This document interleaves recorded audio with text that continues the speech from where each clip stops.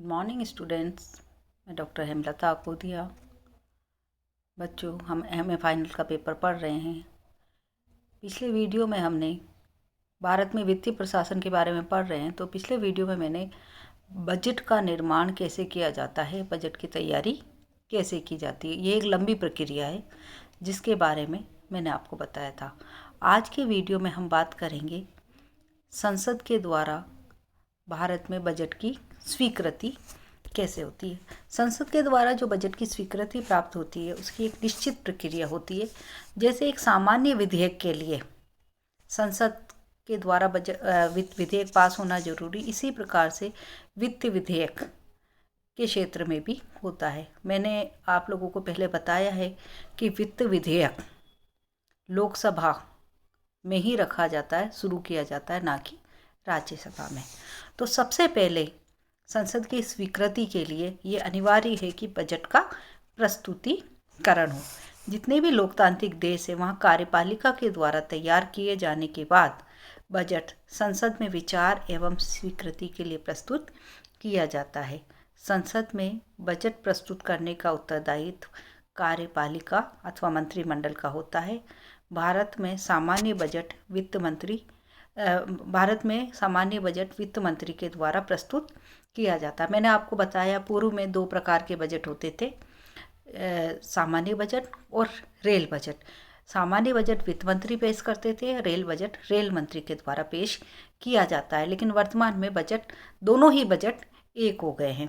Budget पेश करते हुए बजट भाषण दिया जाता है, जो वास्तव में संसद में सबसे महत्वपूर्ण भाषणों में से एक होता है। लोकसभा में वित्त मंत्री का भाषण समाप्त होने पर बजट की एक प्रति राज्यसभा के पटल पर रखी जाती है। उसके तुरंत पश्चात वित्त मंत्री वित्त विधेयक पेश करता है। उसमें सरकार के कराधान प्रस्ताव होते हैं। उसके बाद सदन स्थगित हो जाता है और जिस दिन बजट पेश किया जाता है उस दिन बजट पर चर्चा नहीं की जाती है। सामान्य विधेयक तथा धन विधेयक में आधारभूत अंतर होता है। मैंने पहले भी बताया, आम विधेयक सरकार के लिए कुछ कार्यक्रम प्रस्तावित होते हैं, जबकि धन विधेयक में ऐसे कार्यक्रमों को पूरा करने के लिए सरकार को धनराशि खर्च करने का अधिकार दिया जाता है। इस कारण भारतीय संविधान के अनुच्छेद 109 से 117 तक वित्त विधेयक बाबत जो प्रावधान किए गए हैं उसकी चर्चा करेंगे। अनुच्छेद 109 में धन विधेयकों के संबंध में विशेष प्रक्रिया है। उसमें पहला है, धन विधेयक राज्यसभा में पुनः स्थापित नहीं किया जाएगा। दूसरा, धन विधेयक लोकसभा द्वारा पारित किए जाने के पश्चात राज्यसभा को उसकी सिफारिशों के लिए पारित किया जाएगा और राज्यसभा विधेयक की प्राप्ति की तारीख से 14 दिन की अवधि के भीतर विधेयक को अपनी सिफारिशों सहित लोकसभा को लौटा देगी और ऐसा होने पर लोकसभा राज्यसभा की सभी या किन्हीं सिफारिशों को स्वीकार या अस्वीकार कर सकेगी। तीसरा, यदि लोकसभा राज्यसभा की किसी सिफारिश को स्वीकार कर लेती है तो धन विधेयक राज्यसभा द्वारा सिफारिश किए गए और लोकसभा द्वारा स्वीकार किए गए संशोधनों से ही दोनों सदनों द्वारा पारित किया गया समझा जाएगा।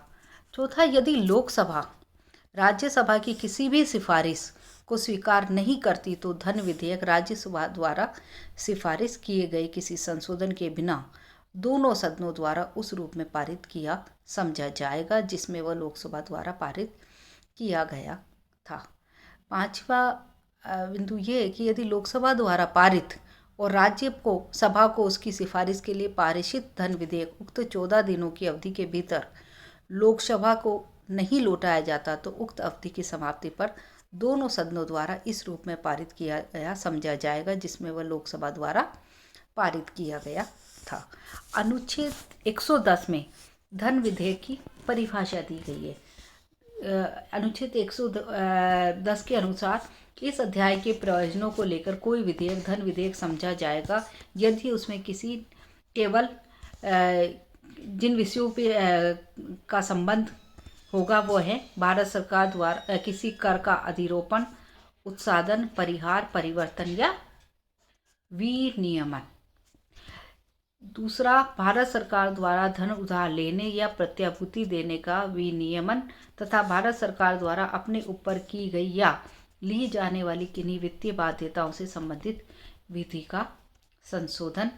भारत की संचित निधि या आकस्मिकता निधि की अभिरक्षा, ऐसी किसी निधि में धन जमा करना या उनमें से धन निकालना। चौथा, भारत की संचित निधि में से धन का विनियोग। पांचवा, किसी व्यय को भारत की संचित निधि पर भारित व्यय घोषित करना या ऐसे किसी व्यय की रकम को बढ़ाना। छठा, भारत की संचित निधि या भारत के लोक लेखे मध्य धन प्राप्त करना अथवा ऐसे धन की अभिरक्षा या उसकी निर्गमन अथवा संघ या राज्य के लेखाओं की संपरीक्षा। या उपखंड क से उपखंड च में विनिर्दिष्ट किसी विषय का आनुषंगिक कोई विषय। दूसरा, कोई विधेयक केवल इस कारण धन विधेयक नहीं समझा जाएगा कि जुर्मानों या अन्य धनीय शास्तियों के अधिरोपण का अथवा अनुज्ञप्तियों के लिए फीसों की या की गई सेवाओं के लिए फीसों की मांग या उनके संदाय का उपबंध करता है, अथवा इस कारण धन विधेयक नहीं समझा जाएगा कि वह किसी स्थानीय प्राधिकारी या निकाय द्वारा स्थानीय प्रयोजनों के लिए किसी कर के अधिरोपण, उत्सादन, परिहार, परिवर्तन या विनियमन का उपबंध करता है।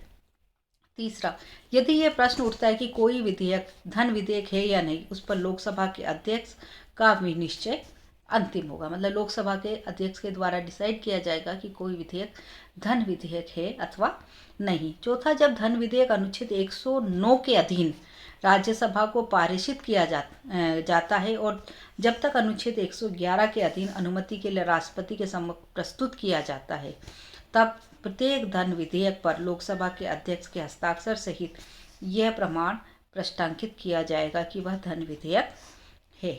अनुच्छेद 111 विधेयक पर अनुमति का होगा। जब कोई विधेयक संसद के सदनों द्वारा पारित कर दिया गया, तब तक राष्ट्रपति के समक्ष प्रस्तुत किया जाएगा और राष्ट्रपति घोषित करेगा कि वह विधेयक पर अनुमति देता है या अनुमति रोक लेता है। परंतु राष्ट्रपति की अनुमति के लिए अपने समक्ष विधेयक प्रस्तुत किए जाने के पश्चात यथाशीघ्र उस विधेयक को, यदि वह धन विधेयक नहीं है, तो सदनों को इस संदेह के साथ लौटा सकेगा कि वे विधेयक पर या उसके किसी भी निर्दिष्ट उपबंधों पर पुनर्विचार करें और विशिष्टतया किसी ऐसे संशोधनों की पूर्व स्थापन की वांछनीयता पर विचार करें जिसकी उसने अपने संदेश में सिफारिश की है। और जब विधेयक इस प्रकार लौटा दिया जाता है, तब सदन विधेयक पर तदनुसार पुनर्विचार करेंगे और यदि विधेयक सदनों द्वारा संशोधन सहित या उसके बिना फिर से पारित कर दिया जाता है और राष्ट्रपति के समक्ष अनुमति के लिए प्रस्तुत किया जाता है, तो राष्ट्रपति उस पर अनुमति नहीं रोकेगा। अब वित्तीय विधेयकों के संबंध में क्या प्रक्रिया अपनाई जाती है। अनुच्छेद 112 वार्षिक वित्तीय विवरण। राष्ट्रपति प्रत्येक वित्तीय वर्ष के संबंध में संसद के दोनों सदनों के समक्ष भारत सरकार की उस वर्ष के लिए प्राक्कलन, प्राप्तियों और व्यय का विवरण रखवाएगा, जिसे इस भाग के वार्षिक वित्तीय विवरण कहा गया है। वार्षिक वित्तीय विवरण में दिए हुए व्ययों के प्राक्कलनों में है। इस संविधान में भारत की संचित नीति पर भारित व्यय के रूप में वर्णित व्यय की पूर्ति के लिए अपेक्षित राशियां और भारत की संचित नीति में से किए जाने वाले प्रस्तावित अन्य व्यय की पूर्ति के लिए अपेक्षित राशियां पृथक पृथक दिखाई जाएगी और राजस्व लेखे होने वाले व्यय का अन्य व्ययों से भेद किया जाएगा। व्यय भारत की संचित नीति पर भारित व्यय होगा।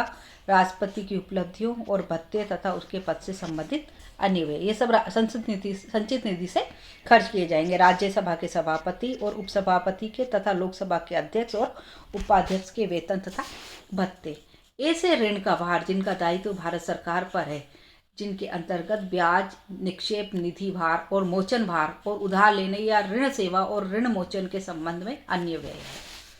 उच्चतम न्यायालय के न्यायाधीशों को या उनके संबंध में संदेह वेतन, भत्ते, पेंशन, फेडरल न्यायालय के न्यायाधीशों को या उनके संबंध में संदेह पेंशन, उस उच्च न्यायालय के न्यायाधीशों को या उसके संबंध में दी जाने वाली पेंशन जो भारत के राज्य क्षेत्र के अंतर्गत किसी क्षेत्र के संबंध में अधिकारिता का प्रयोग करता है, जो भारत डोमिनियन के राज्यपाल वाले प्रांत के अंतर्गत किसी क्षेत्र के संबंध में इस संविधान के प्रारंभ से पहले किसी भी समय अधिकारिता का प्रयोग करता है। भारत के नियंत्रक महालेखा परीक्षक को या उसके संबंध में संदेह वेतन, भत्ते और पेंशन, कोई अन्य व्यय जो इस संविधान द्वारा या संसद द्वारा विधि द्वारा इस प्रकार भारत घोषित किया जाता है।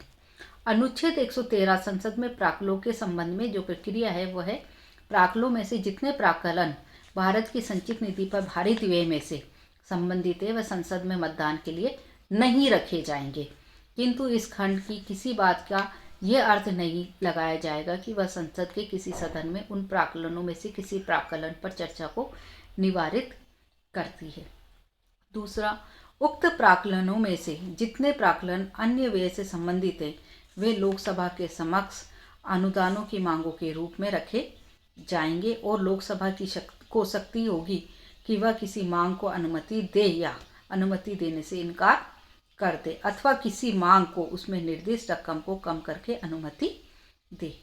तीसरा, किसी अनुदान की मांग राष्ट्रपति की सिफारिश पर ही की जाएगी, अन्यथा नहीं।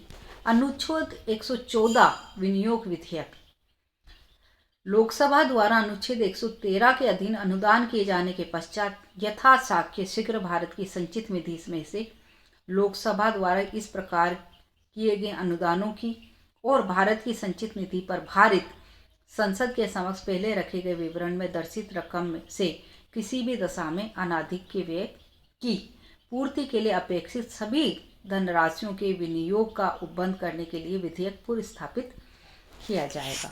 इस प्रकार किए गए किसी अनुदान की रकम में परिवर्तन करने या अनुदान के लक्ष्य को बदलने अथवा भारत की संचित निधि पर भारित व्यय की रकम में परिवर्तन करने के प्रभाव रखने वाला कोई संशोधन ऐसे किसी विधेयक में संसद के किसी सदन में प्रस्थापित नहीं किया जाएगा और पीठासीन व्यक्ति का इस बारे में भी निश्चय अंतिम होगा कि कोई संशोधन इस खंड के अधीन आग्रह है या नहीं।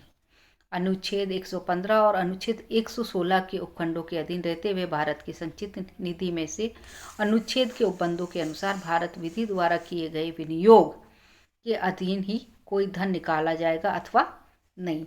अनुच्छेद 115 अनुपूरक अतिरिक्त या अधिक अनुदान वन यदि अनुच्छेद 114 के उपबंधों के अनुसार बनाई गई किसी विधि द्वारा किसी विशिष्ट सेवा पर चालू वित्तीय वर्ष के लिए व्यय किए जाने के लिए प्राधिकृत कोई रकम उस वर्ष के प्रयोजनों के लिए अपर्याप्त पाई जाती है या उस वर्ष के वार्षिक वित्तीय विवरण में अनुध्यात न की गई किसी नई सेवा पर अनुपूरक या अतिरिक्त व्यय को चालू वित्तीय वर्ष के दौरान आवश्यकता पैदा हो गई है या किसी वित्तीय वर्ष के दौरान किसी सेवा पर उस वर्ष या उस सेवा के लिए अनुदान की गई रकम से अधिक कोई धन व्यय हो गया है, तो राष्ट्रपति यथास्थिति संसद के दोनों सदनों के समक्ष उस व्यय की प्राक्कलित रकम को दर्शित करने वाला दूसरा विवरण रखवाएगा या लोकसभा में ऐसे आधिक्य के लिए मांग प्रस्तुत करवाएगा। ऐसे किसी विवरण और व्यय या मांग के संबंध में तथा भारत की संचित निधि में ऐसे व्यय या ऐसी मांग से संबंधित अनुदान की पूर्ति के लिए धन का विनियोग प्राधिकृत करने के लिए बनाई जाने वाली किसी विधि से संबंध में अनुच्छेद 112, अनुच्छेद 113 और अनुच्छेद 114 के उपबंध वैसे ही प्रभावी होंगे जैसे वित्तीय वार्षिक वित्तीय विवरण और उसके वर्णित व्यय और किसी अनुदान की किसी मांग के संबंध में और भारत की संचित निधि में से ऐसे व्यय या अनुदान की पूर्ति के लिए धन विनियोग प्राधिकृत करने के लिए बनाई जानी विधि के संबंध में प्रभावी हैं। अनुच्छेद 116 लेखानुदान, प्रत्यानुदान और अपवादानुदान। इस अध्याय के पूर्वगामी उपबंधों में किसी बात के होते हुए भी लोकसभा को किसी वित्तीय वर्ष के भाग के लिए प्रकलित व्यय के संबंध के कोई अनुदान उस अनुदान के लिए मतदान करने के लिए अनुच्छेद 113 में विहित प्रक्रिया के पूरे होने तक उस व्यय के संबंध में अनुच्छेद 114 के उपबंधों के अनुसार विधि के पारित होने तक अग्रिम देने की है। जब किसी सेवा की महत्ता या अनिश्चित रूप के कारण मांग ऐसे ब्यौरों के साथ वर्णित नहीं की जा सकती जो वार्षिक वित्तीय विवरण में सामान्यतः दिया जाता है, तब भारत की संपत्ति स्रोतों पर अप्रत्याशित मांग की पूर्ति के लिए अनुदान करने की किसी वित्तीय वर्ष की चालू सेवा का जो अनुदान भाग नहीं है ऐसा कोई अपवादानुदान करने की शक्ति होगी और जिन प्रयोजनों के लिए उक्त अनुदान किए गए उनके लिए भारत की संचित निधि में से धन निकालना विधि अथवा प्राधिकृत करने की संसद की शक्ति होगी। खंड 1 के अधीन किए जाने वाले किसी अनुदान और उस खंड के अधीन बनाई जाने वाली किसी विधि के संबंध में अनुच्छेद 113 और अनुच्छेद 114 के उपबंध वैसे ही प्रभावी होंगे जैसे वार्षिक वित्तीय विवरण में वर्णित किसी व्यय के बारे में कोई अनुदान करने के संबंध में भारत की संचित निधि में से ऐसे व्यय की पूर्ति के लिए धन का विनियोग प्राधिकृत करने के लिए बनाई जाने वाली विधि के संबंध में प्रभावी है। अनुच्छेद 117 वित्त विधेयक के बारे में विशेष उपबंध करता है। अनुच्छेद 110 के खंड 1 के उपखंड क में उपखंड च में विनिर्दिष्ट किसी विषय के लिए उपबंध करने वाला विधेयक या संशोधन राष्ट्रपति की सिफारिश से ही पूर्व स्थापित या प्रस्तावित किया जाएगा, अन्यथा नहीं। और ऐसे उपबंध करने वाला विधेयक राज्यसभा में पूर्व स्थापित नहीं किया जाएगा। परंतु किसी कर को घटाने या उत्पादन के लिए उपबंध करने के लिए संशोधन के प्रस्ताव के लिए उस खंड के अधीन सिफारिश की अपेक्षा नहीं होगी। दूसरा, कोई विधेयक या संशोधन उक्त विषयों में से किसी के लिए उपबंध करने वाला कोई कारण नहीं समझा जाएगा, वह जुर्मानों या अन्य धनीय शक्तियों के अधिरोपण का या अनुज्ञप्तियों के लिए फीसों की या की गई सेवाओं के लिए फीसों की मांग या उनके संदाय के उपबंध करता है, अथवा इस कारण नहीं समझा जाएगा कि वह अन्य किसी स्थानीय प्राधिकारी या निकाय द्वारा स्थानीय प्रयोजनों के लिए किसी कर के अधिरोपण, उत्पादन, परिहार, परिवर्तन या विनियमन या उपबंध करता है। जिस विधेयक को अधिनियमित और प्रवर्तित किए जाने पर भारत की संचित निधि में से व्यय करना पड़ेगा, वह विधेयक संसद के किसी सदन द्वारा तब तक पारित नहीं किया जाएगा जब तक ऐसे विधेयक पर विचार करने के लिए उस सदन से राष्ट्रपति की सिफारिश नहीं की है। दूसरा, बजट पर सामान्य चर्चा। लोकसभा का कार्य संचालन नियम 207(1)(2) में बजट प्रस्तुतिकरण के कुछ दिन पश्चात सामान्य चर्चा के दिशा निर्देश करते हुए कहा गया है कि सदन को इस बात की अनुमति होगी कि वह संपूर्ण बजट अथवा उसमें प्रस्तावित सिद्धांत के किसी प्रश्न के बारे में विचार विमर्श कर सके, परंतु इस समय कोई प्रस्ताव प्रस्तुत नहीं किया जाएगा एवं न ही सदन में बजट पर मतदान लिया जाएगा। दूसरा, विभागों से संबंधित स्थायी समितियों द्वारा बजट की समीक्षा। संसद में और अधिक उद्देश्यपूर्ण चर्चा आयोजित करने वाले वास्ते विभिन्न अनुदान मांगों को उचित जांच की सुकुर बनाने के वास्ते नियमों में 1993 में संशोधन किया गया, जिससे कि विभागीय संबद्ध स्थायी समितियों के गठन और कार्यों की व्यवस्था की जा सके। ऐसी प्रत्येक समिति में अधिकतम 21 सदस्य होंगे और 21 लोकसभा से और 10 राज्यसभा से। इन समितियों का कार्यकाल 1 वर्ष होगा।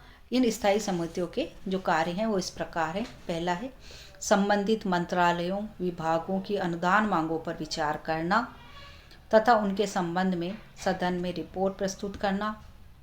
दूसरा, राज्यसभा अध्यक्ष तथा लोकसभा अध्यक्ष द्वारा समिति को संदर्भित किए जाने वाले संबंधित मंत्रालयों, विभागों के संबंध में ऐसे बिलों की जांच करना जैसा कि मामला और उसके संबंध में रिपोर्ट प्रस्तुत करना।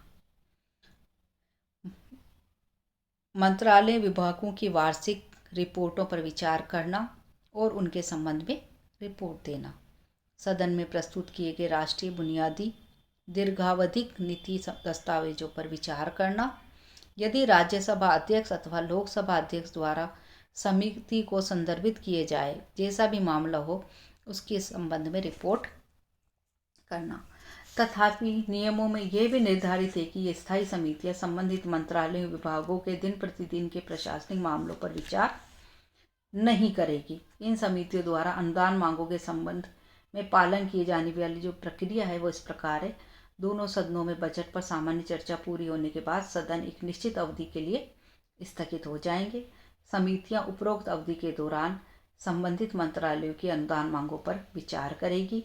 समितियां अपनी रिपोर्ट निर्धारित अवधि के अंदर प्रस्तुत करेगी और अधिक समय की मांग नहीं करेगी। सदन द्वारा अनुदान मांगों पर अवधि के अंदर प्रस्तुत करेगी और अधिक समय की मांग नहीं करेगी। सदन द्वारा अनुदान मांगों पर समितियों की रिपोर्टों को ध्यान में रखते हुए विचार किया जाएगा।